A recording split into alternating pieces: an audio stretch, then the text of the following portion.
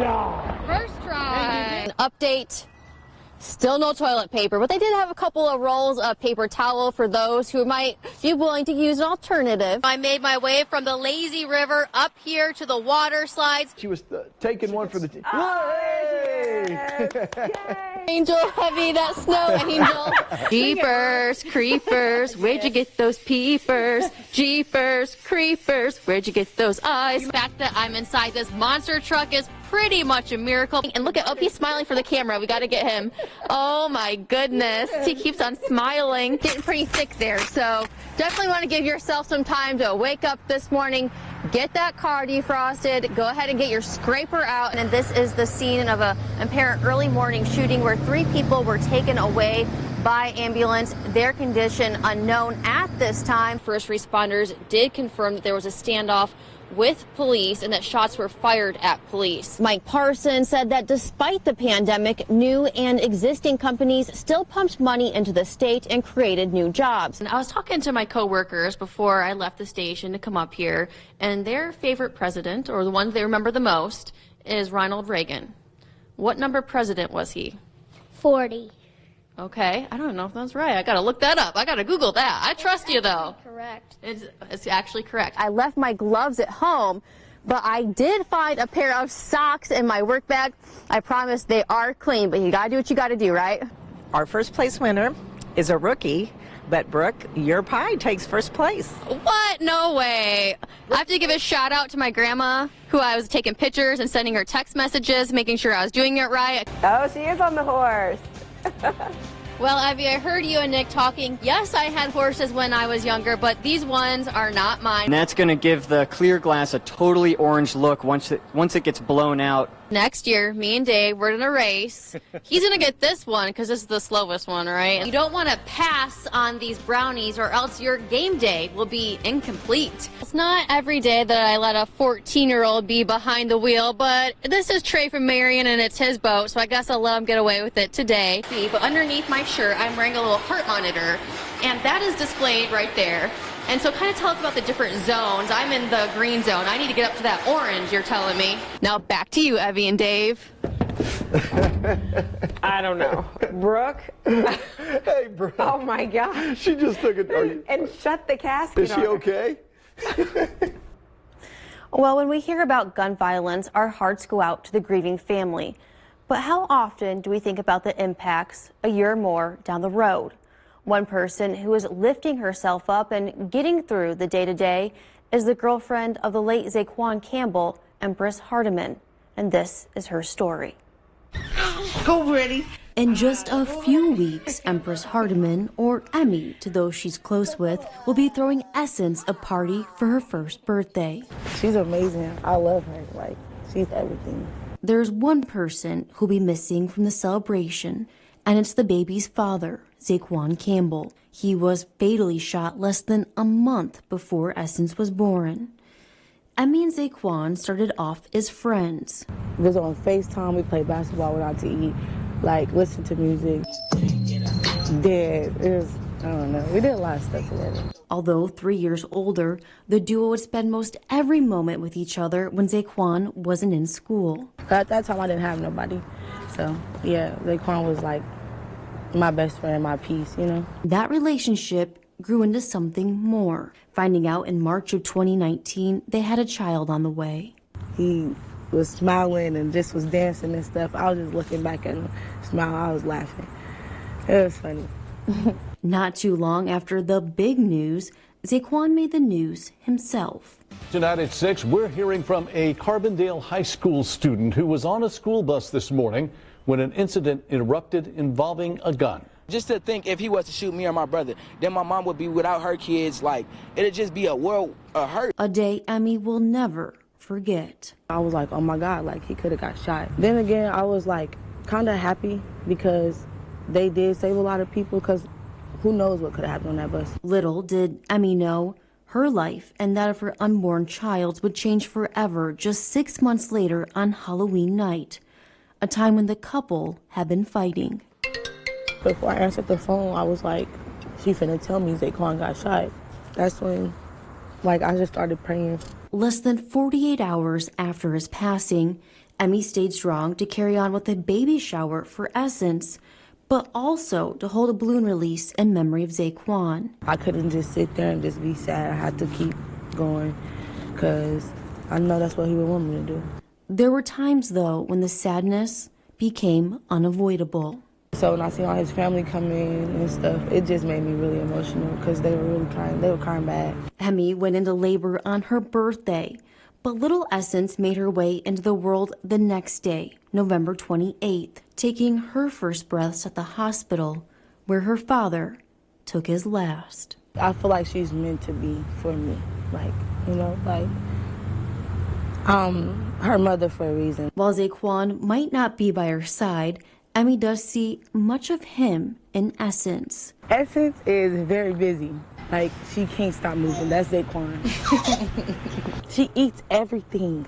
That's her dad. In just a few short weeks, she'll blow out the candles on her first birthday cake. A moment her father, Zaquan, can't be there in person to see as that fatal night continues to leave an imprint on those he left behind.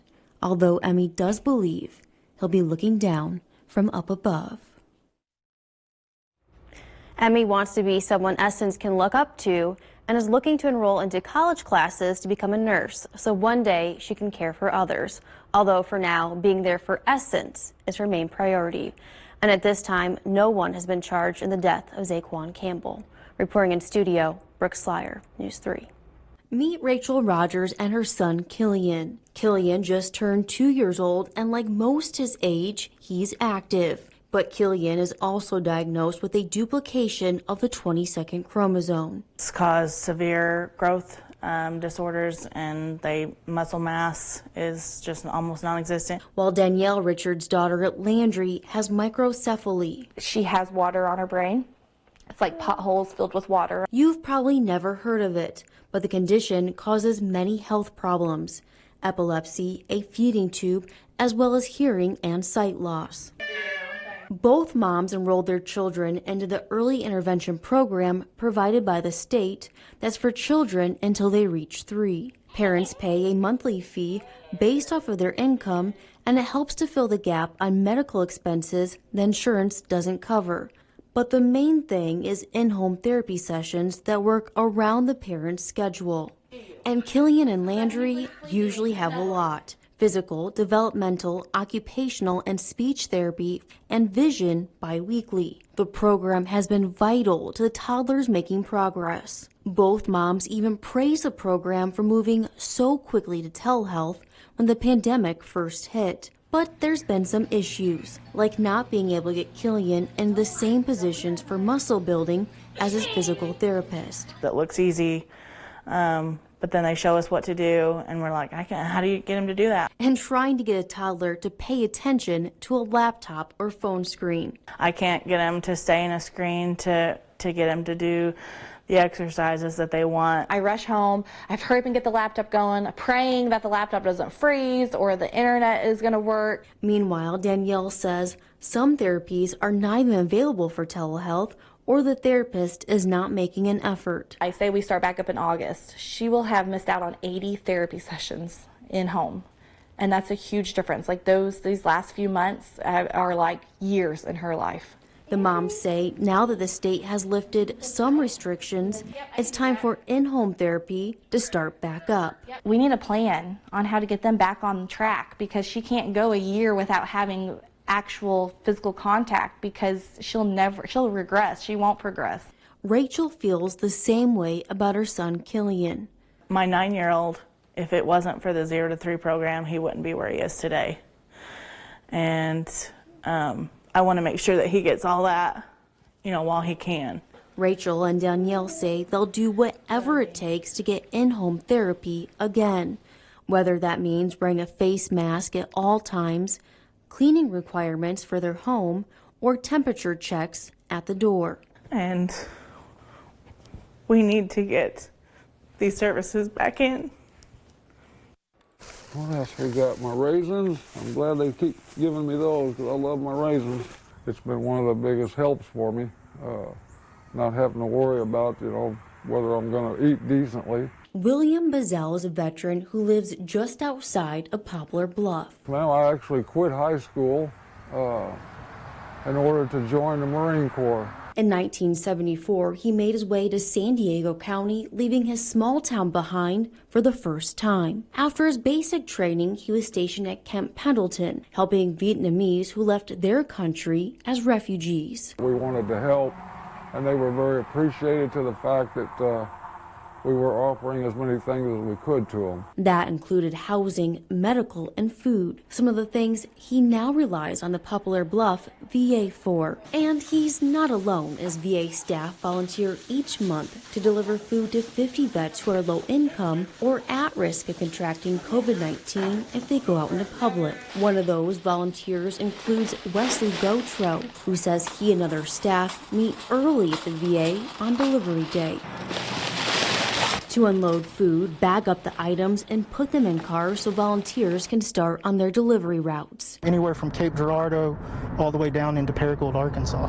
Which can take up to 7 hours. Gautreaux, who is a mental health social worker, is also a veteran himself, serving 11 years in the Army and deployments in the Middle East. We kept the roads clear of IEDs for logistic convoys, so that way we can move supplies. I think it taught me a lot of life lessons on being grateful for the things that I do have. A social worker helped Gautreaux get acclimated back to civilian life, paving the way for his career. So delivering meals to these veterans every month is a natural fit. As veterans are very grateful that someone is out there looking out for them during this time of need. Bazell says the food delivery is a big help to him since he doesn't get out much, but it's also the type of food that matters to him. It's a variety of vegetables and fresh fruits and things that really help me out. A diet on my own might consist more like of potato chips and crackers. Though each food delivery once a month does come with one sweet moment. I'm going to be driving all the way to Paragould. Oh my goodness. Two veterans taking the time to bond with each other. Because there's so many of us scattered out in so many different